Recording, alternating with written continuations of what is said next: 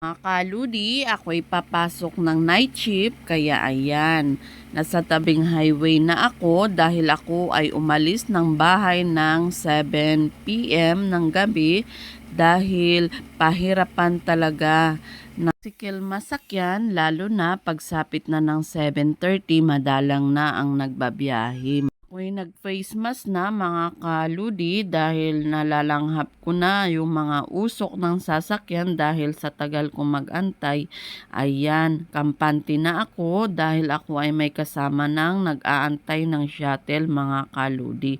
Dahil ang hirap pag ikaw ay nag-iisa, lalo na kung tabing highway pa mga kaludi. Mamaya-maya dadaan na yung shuttle. Ayan, nasa loob na kami ng shuttle mga kaludi. Ako ay nakaupo sa harapan dahil ito ay bakante pa at pabor din naman at ako ay makapag-video.